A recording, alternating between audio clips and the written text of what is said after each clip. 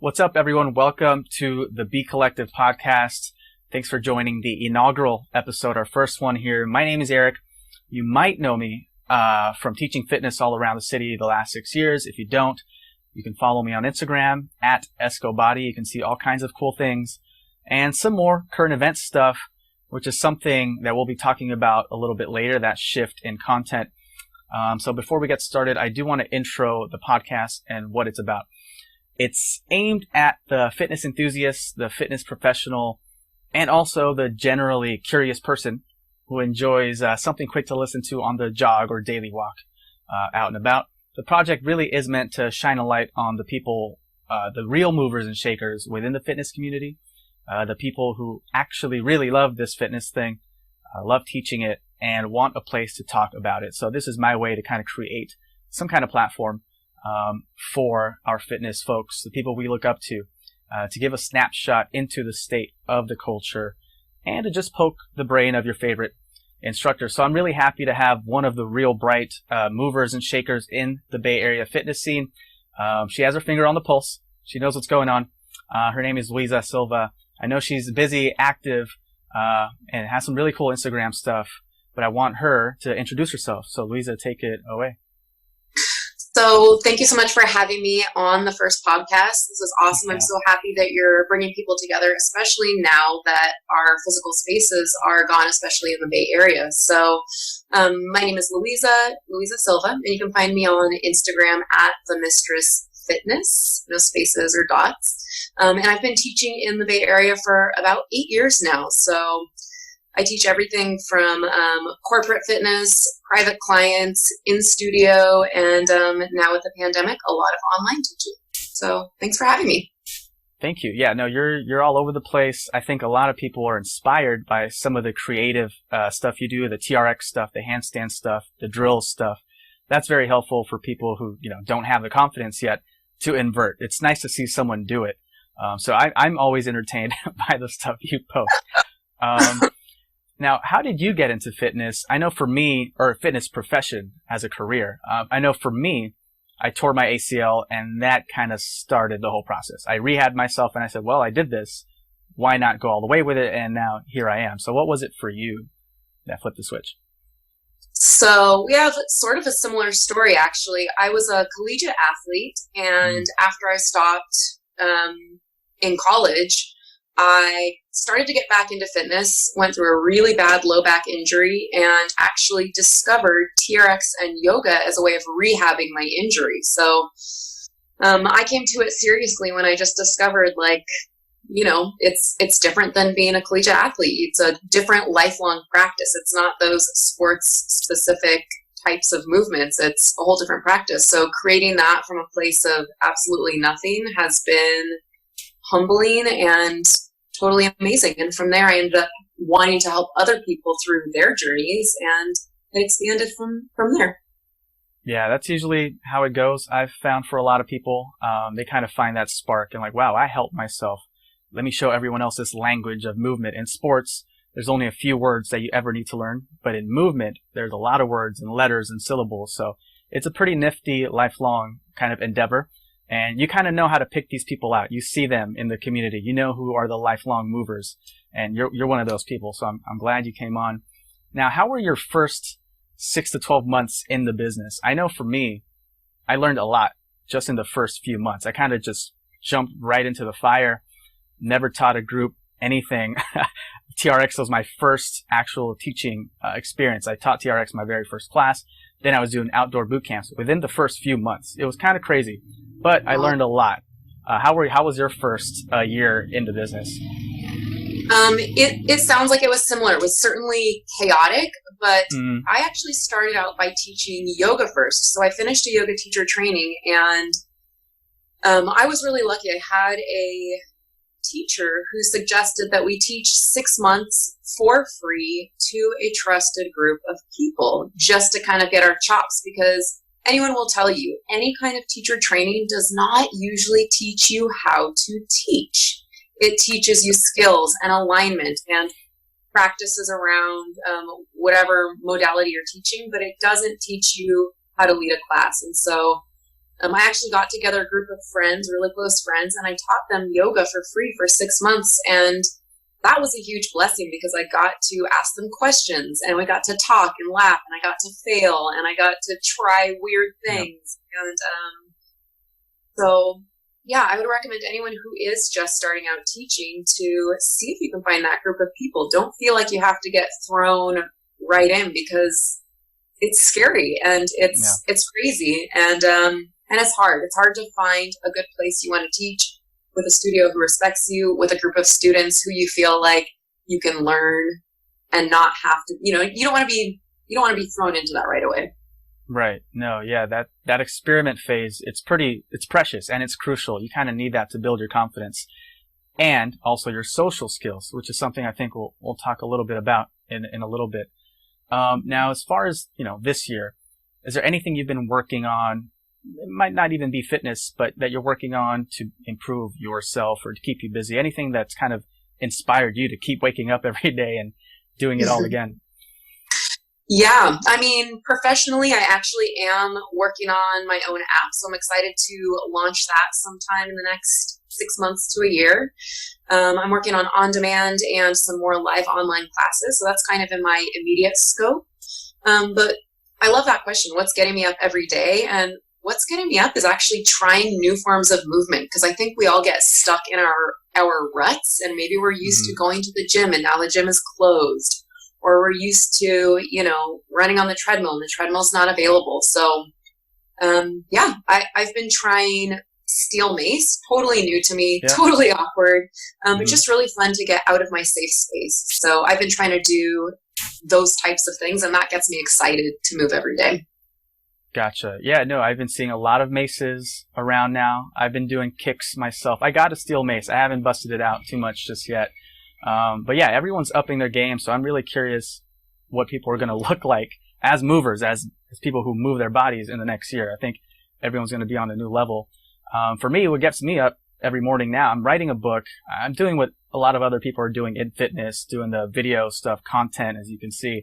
But outside of that, it is writing the book. It is getting into content creation, actual videography. That kind of stuff is keeping me excited about the next day. Fitness is my love and passion, but I think at this point I have so much time on my hands. I need more. And it's been really fun to see everyone kind of building their businesses and their brands and doing the apps, doing the websites. Not only that, but collaborating and kind of moving together towards, an overall greater good. And I think that's a good thing for fitness overall. I think if we keep moving together, we'll eventually get that legitimization that I think we all crave. Right now, we're still kind of in the basement, the hobby section of things. But we all know fitness is a little more important than that. We see it. People are finding ways to make fitness happen. People are running with masks on. People are doing virtual classes, stuff that I'm sure no one ever thought they would be doing. But they're making it happen for themselves. So what do you think is the outlook for fitness in the next year or so, 6 to 12 months? Are there good signs here? Do you think that people will take fitness more seriously, will get a bigger chair at the table, or that we'll kind of just meander and then hope that people just kind of ignore us again, and we'll keep going through these ebbs and flows every couple decades where fitness is a trend and then fitness is an afterthought? What are you thinking? I mean, it all depends on us. You know what I mean? Like, just like you said, we're seeing all of our peers rise up and either create these programs, create these apps, write these books, and kind of delve deeper into what fitness is and what we can provide. And I do see you and so many of my other peers doing things that are amazing. And I think people are realizing that fitness is more than a fun class that you go to. Fitness is mental health. Fitness is, physical health. Fitness is endorphins and dopamine and, feeling like your body is a safe and happy place. And I think people don't realize that until they have to quarantine, until they don't walk around the office, they don't get enough movement. So I do think it's positive, and I think we've all kind of taken a little while to pivot and adjust, but I don't know what it is about this timing. Maybe it's in the Bay Area. We've been quarantining about 6 months. I'm suddenly seeing kind of a momentum that's been generated and lots of really interesting programming and things like that starting to come out. Right. So kind of like what you're hinting at, sometimes it takes a second for all the cogs and wheels to start moving in that direction. It takes a while to kind of recenter and renegotiate what it is you should be doing. But I think you're right. I think the unification in the fitness industry is kind of leading to this synchronized maturity. I think everyone's kind of realizing it was something we already knew, almost unspoken. Fitness, or what I think of it more as like existential coordination, is essential. Fitness is essential. I think that goes without saying. And I think the fitness professionals who are putting the spotlight on that are doing their part to kind of tell everyone, hey, we know you need this. We want to do this. Let's find a way to make this, to elevate this thing, put this on the same pedestal as healthcare, mental health, education. It's up there. We know that. Right. Now, I think the more important question that I've been kind of wrestling with, and I've been seeing professional athletes, which are fitness professionals on their own, kind of wrestling with is, what is the role of the fitness professional, not just in elevating fitness, but in elevating people? And it's a very complicated dance, I'm finding out. I'm curious what your take is first, your initial take on what the role of a fitness professional is in this post-2020 world.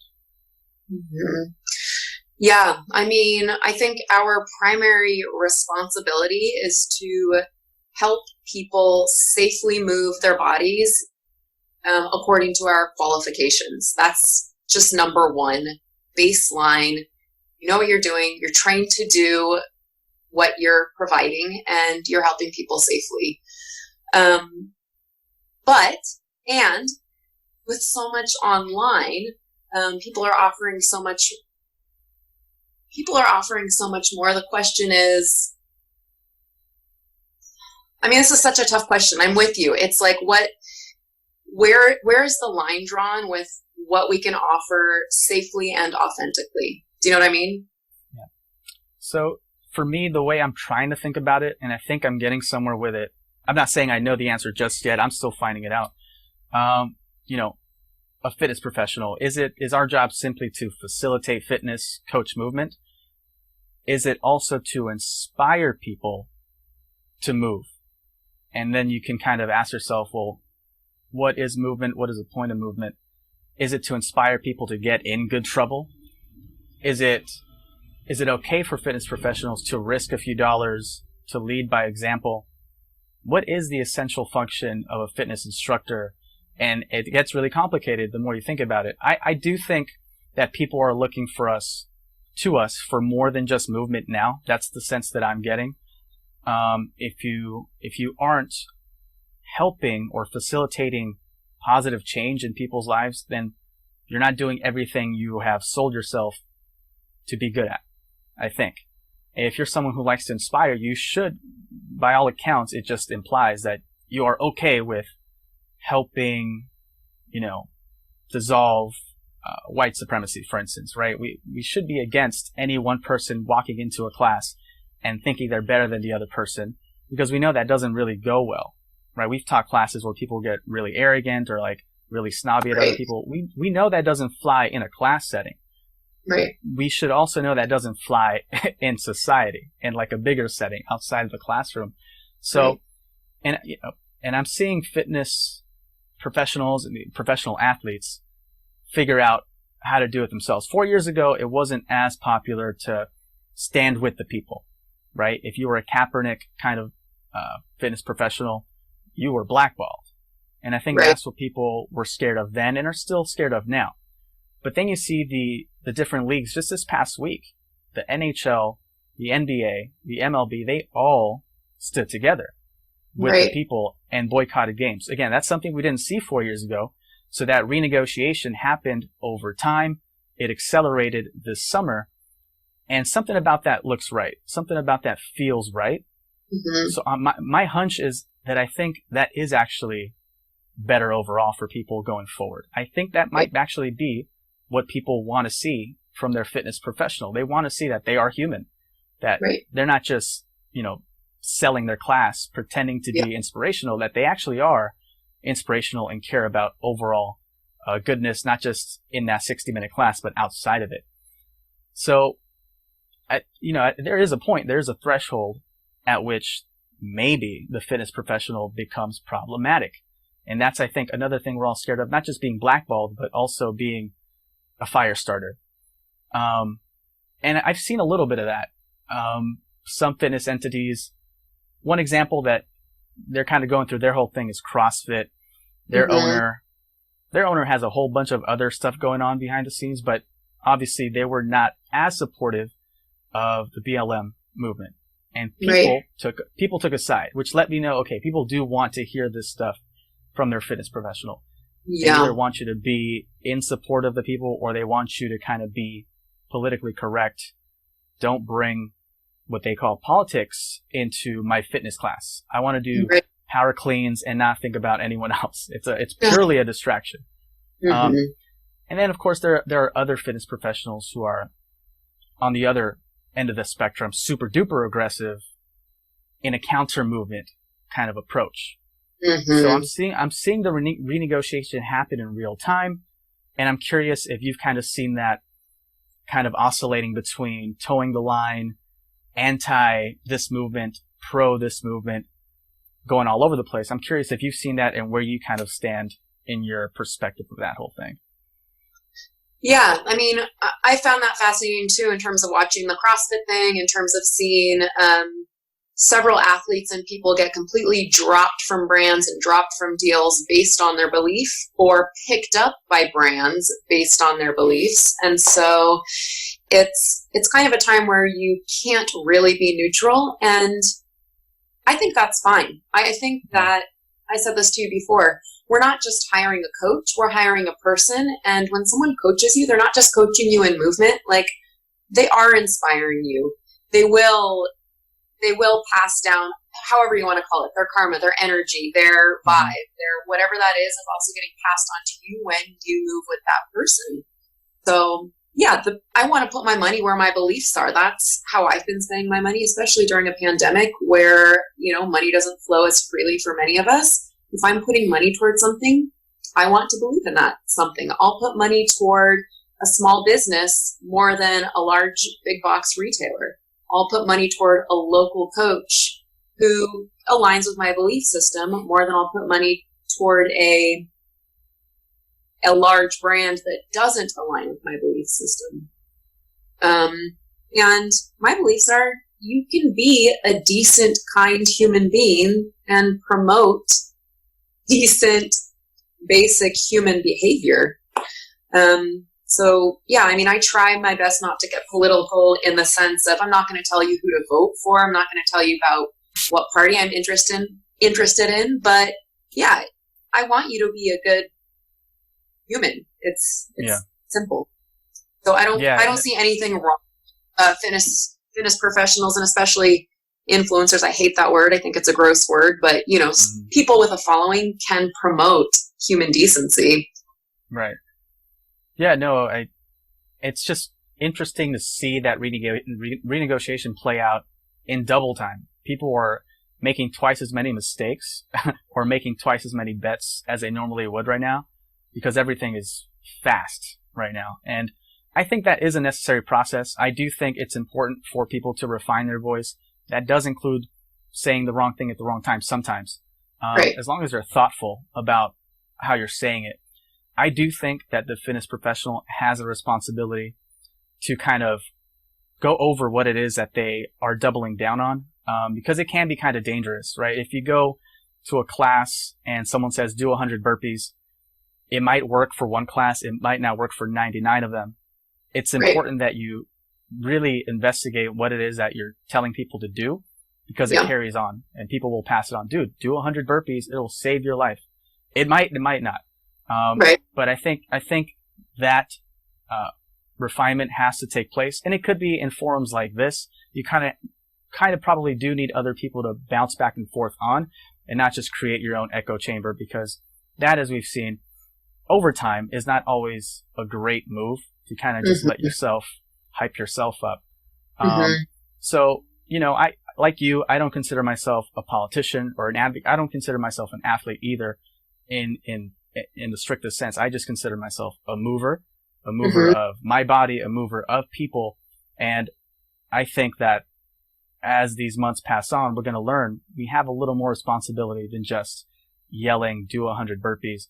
And we're finding out again how to be like better people. So it's going to be a bumpy ride for sure as we hear all these voices. And, you know, sometimes we'll double down. I know I have occasionally doubled down on some stuff that I think coincides with being a good person. But again, you just never know sometimes. So it's going to be a fun year. And I'm really curious to see where we stand, you know, next summer, if we've made progress, because I do think the fitness community has revealed itself to be way more mature than I think people gave us credit for, even years ago, even just last year. So the evolution is there. I'm really happy to see instructors coming together, collaborate, building brands together, promoting each other's brands, inspiring each other to learn new stuff, whether it's a new movement or a new way to voice your opinion, you know, a new way to help the movement fundraise. So it's been an interesting summer for sure.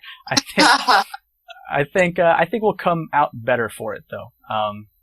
Is there anything that maybe you're looking forward to next year that, in spite of or even with the stuff that's going on now, you're looking forward to? You know, I'm looking forward to retreats and getting together in person. I think no matter how much we do online, there still is a reason we were attracted to teaching. And for many of us, it's that primal tribal experience of getting together, sweating together, creating a temporary family of people who are going through the same thing. So there's something that's very, just deeply primal. I mean, that's the only way I can describe it. So I love online. I'm excited to launch an app and continue with more online programming. But yeah, I mean, I'm looking forward to seeing people's faces and getting together. What about you? Kind of the same. I think what I sometimes tell people is that fitness is future proof, because we keep seeing these trends. You know, DVDs will come out, people will use them for a month and then get bored of them. So I'm looking forward to next year when people again rediscover the joy of being around energy again. It's a biological thing. We feel it. It inspires us. I have to say I have grown to like the Zoom stuff, the Zoom classes. I wasn't as into it before, but I found out how to make it a little more fun and enjoyable. So can't knock it all the way down. I think there's a place for it going forward, like your video on demand stuff.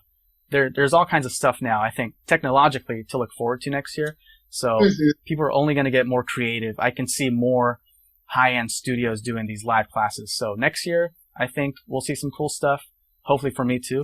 But yeah, and I, like you, I want to see people again. Dolores Park, I miss that place, you know? So hopefully next year. Yeah, totally. Well, I think that's a good place to kind of stop.